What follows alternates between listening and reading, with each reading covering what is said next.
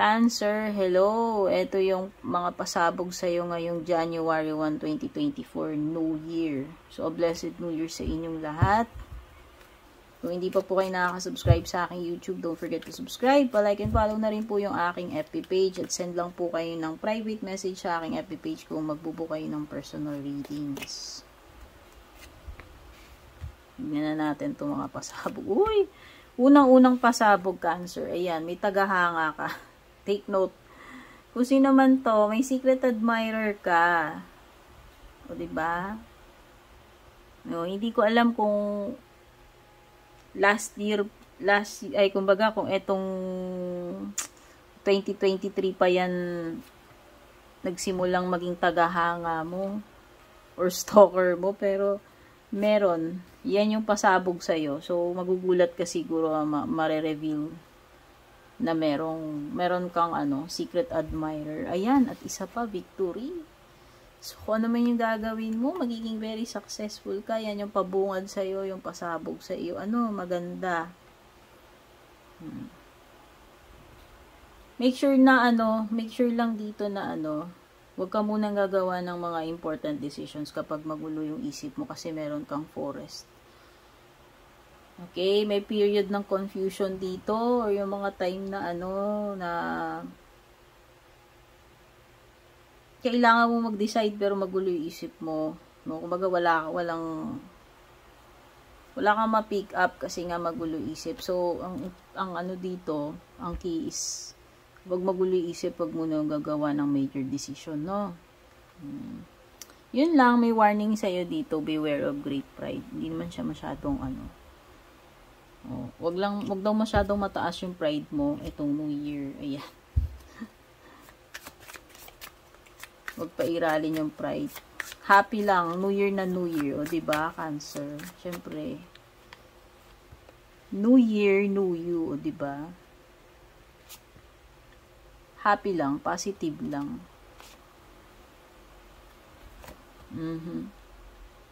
So, maraming tao dito. May 3 tao dito. May 3 personalities dito sa iyong cards, no? Unang-una, you have Page of Swords. Page of Swords, pwedeng Gemini, Libra, Aquarius. Meron ka ring Page of Pentacles, Taurus, Virgo, Capricorn. At meron kang Knight of Wands, Aries, Leo, Sagittarius. Uy.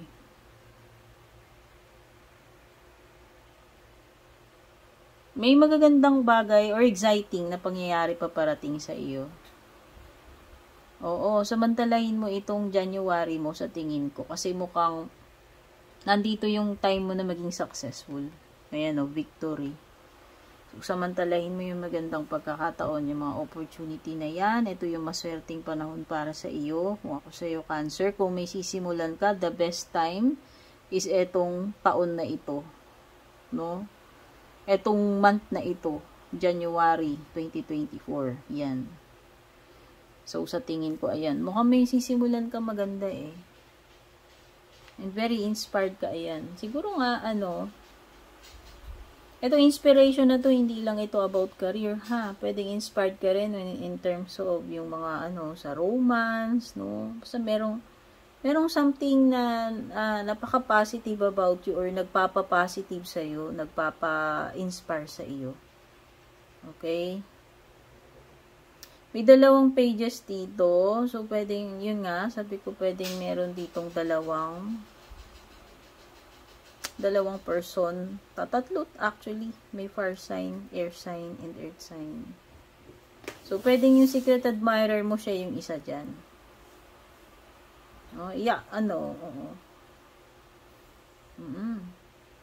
So, meron dito malapit na makomplete. Yun yung nafe-feel ko. Or malapit ng simulan with the Knight of Wands. Parang may malapit na rito.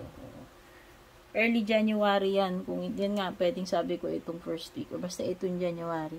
May malapit ka ng simulan dito or ma-accomplish.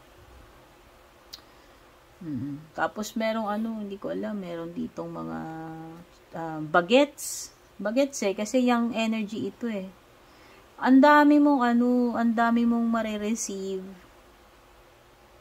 na mga messages, Cancer. Yun yung nakikita ko. More on communication ito, at saka yung mga marireceive mong impormasyon, mga messages. Ayan. Yan.